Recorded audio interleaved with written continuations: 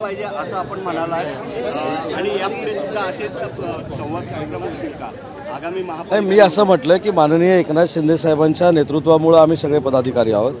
मी देखील उद्योगमंत्री त्यांच्यामुळेच झालेला आहे. त्याच्यामुळे शिवसेना आणि माननीय एकनाथ शिंदे साहेबांचा कार्यकर्त्यांवर असलेला आशीर्वाद हेच मोठं पद आहे. त्याच्यामुळं भविष्यात महानगरपालिका ही जिंकायची असेल तर सगळ्यांनी एक संघपणानं जिंकली पाहिजे आणि ग्रासरूटला जाऊन प्रशिक्षण करावं. याच्यापेक्षा ज्या काही योजना आहेत, जे काही एकनाथ शिंदे साहेबांनी निर्णय घेतलेत, जे काही देवेंद्रजींनी निर्णय घेतलेत, ते आमच्या सगळ्या पदाधिकाऱ्यांना माहिती असले पाहिजेत. मग ते शिवसेना असतील, भाजप असतील, राष्ट्रवादी काँग्रेस पार्टी असतील, या सगळ्यांनीच असं प्रशिक्षणाचं आयोजन केलं पाहिजे असं मी मत व्यक्त केलं. आणि त्याच्यामध्ये आमच्या शिवसेनेचं जे मुंबईचं प्रशिक्षणाचं शिबिर आहे ते माननीय एकनाथ शिंदे साहेबांची तारीख घेतल्यानंतर आम्ही जाहीर करू. सर, या संवाद बैठकीमध्ये कुठेतरी भाजपवर नाराजीचा सूर दिसून येतोय का? कारण का कामं न होणं, कामं नाही इकडं जे वाटप करायचे होते ते कुठेतरी दुसरे नगरसेवक घेऊ असं देखील कुठेतरी मला असं वाटतं की 2 तास आमची बैठक चालली. कुठेही मित्रपक्षावर कुणीही आक्षेप घेतला नाही. भाजपाच्यामुळं असं चाललंय असं कोणीही म्हटलेलं नाही.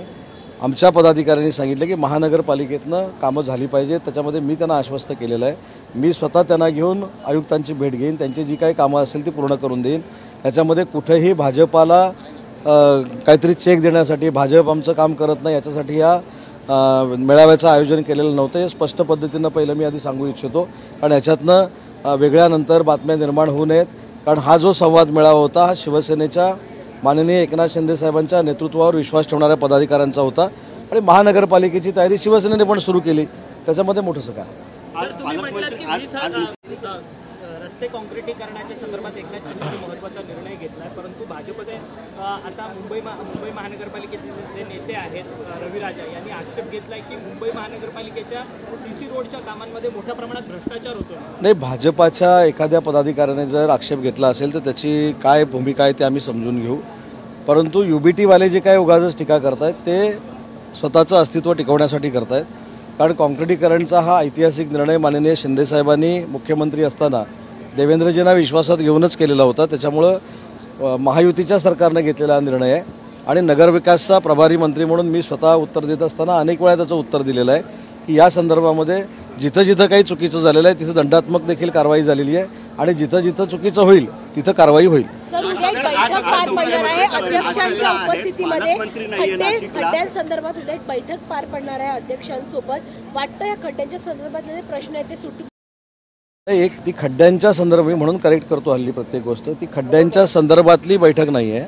ती बैठक परवाजी लक्षवेधी झाली आणि त्याच्या सगळ्या आमदारांनी एक मागणी केली की त्याच्या बैठकीचं आयोजन व्हावं. त्यासाठी अध्यक्षांनी ती बोलवलेली बैठक आहे. स्पेसिफिक खड्डे पडलेत किंवा अजून काही झालंय म्हणून ती बैठक बोलवलेली नाही. तर ज्या काय अडीअडचणी असतील, काही ठिकाणी भेगा पडल्या असतील, काही ठिकाणी काही आमदारांच्या शंका असतील तर त्या अध्यक्षांच्या समोर क्लिअर व्हाव्या त्यासाठी अध्यक्षांनी बैठक बोलवली. राज ठाकरे असं म्हणतात की सध्या सगळे खोकेभाई विधान बनवत बसलेले आहेत, विधानसभेत बसलेले आहेत. राज ठाकरे म्हणतात खोकेभाई नाही, ते आता कुठच्या अर्थानं बोलले मला माहीत नाही. त्यांनाच आपण विचारलं तर बरं होईल. कारण शेवटी त्यांनी पक्षाच्या मेळाव्यामध्ये त्यांनी मांडलेली ही भूमिका होती आणि ती भूमिका ऐकल्याशिवाय आणि पूर्ण त्याचा अर्थ समजून घेतल्याशिवाय बोलणं योग्य नाही. सर, आज मुख्यमंत्री नाशिकला आहेत.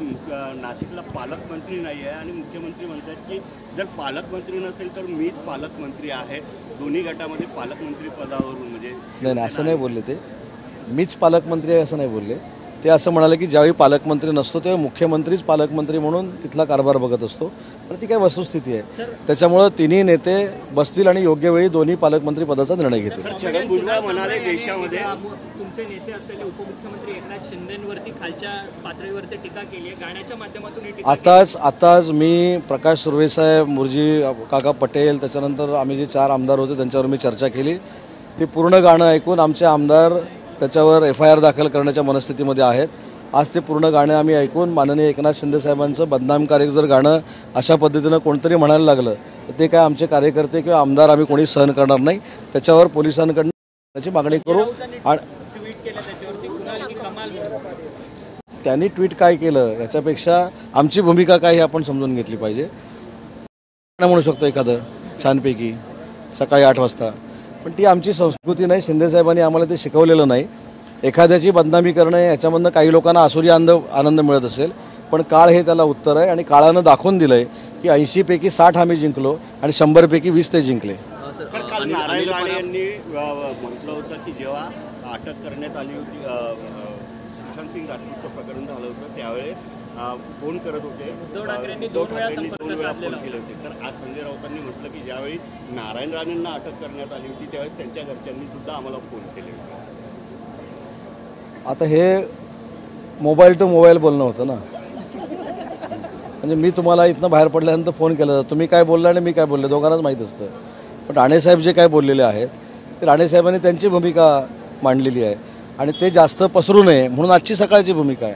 सर अनिल परब बोलले आहेत की जे 2014 पक्षात आले ते म्हणतात की आम्ही बाळासाहेबांचे विचार घेऊन पुढे जात आहे, मात्र ते 2014 आधी पक्षाच्या विरोधात आता बाळासाहेबांच्या विचारांच्या विरोधात जाऊन नाही, पहिली गोष्ट एक तुम्हाला सांगतो की 1 वर्षापूर्वी येऊ दे किंवा 6 महिन्यापूर्वी येऊ दे किंवा 14च्या अगोदर येऊ दे किंवा नंतर येऊ दे, शेवटी वंदनीय बाळासाहेबांचा विचार कदाचित पूर्वी कोणाला पटला नसेल, पण रिअलाईज झाल्यानंतर पटून जो यांच्यापेक्षा जास्त तो त्याच्यामध्ये काम करत असेल त्याचे ॲप्रिशिएट केलं पाहिजे.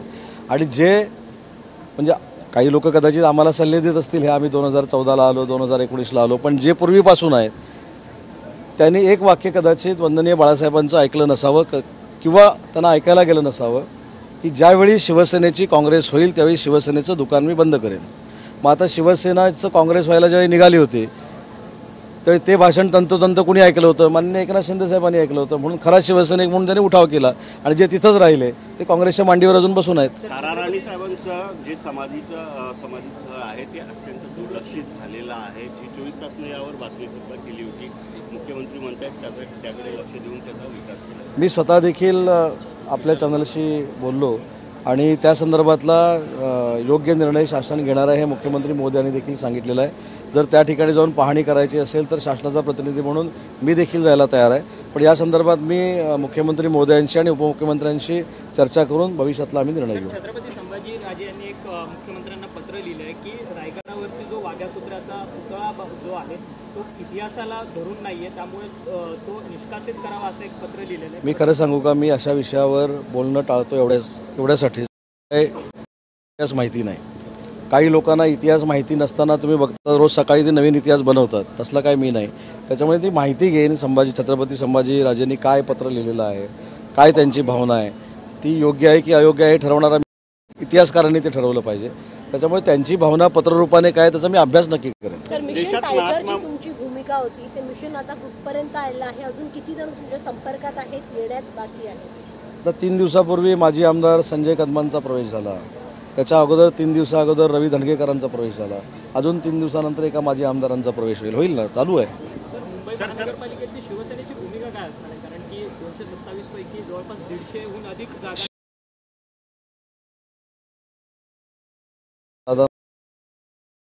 सगळे अधिकार एकनाथ शिंदे साहेबांना आहेत. एकनाथ शिंदे साहेब मुंबई महानगरपालिकेच्या बाबतीमध्ये जो काय निर्णय घेतील त्या निर्णयाच्या अधीन राहून आम्ही सगळे काम करू. सर अजित पवार म्हणतात की जो कोणी मुस्लिम बांधवावर डोळा गटार त्याला आम्ही सोडणार नाही. भाजपचे मंत्री नेहमी यावर नाही, ते काय त्याच्यावर बोललेत मला माहीत नाही, परंतु आमची शिवसेनेची भूमिका ही वंदनीय बाळासाहेबांनी घेतलेली जी भूमिका होती त्याच्याशीच एकरूप भूमिका आहे. जे या महाराष्ट्रामध्ये राहतात, जे या देशामध्ये राहतात, देशावर प्रेम करतात, देशाच्या प्रेमापोटी देशाबरोबर राहतात, राज्याबरोबर राहतात, त्यांच्याबद्दल काय वाईट वाटण्याचं आम्हाला कारणच नाही.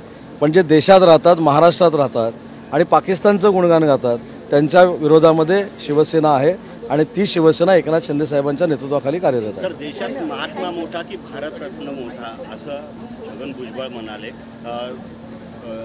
मगाशी मी ते उत्तर दिलं, ते जे मला माहीत नाही, जे माझ्या अवयकाच्या तब्येतीच्या आणि उंचीच्या बाहेरचं आहे त्याच्यावर मी स्टेटमेंट करत नाही.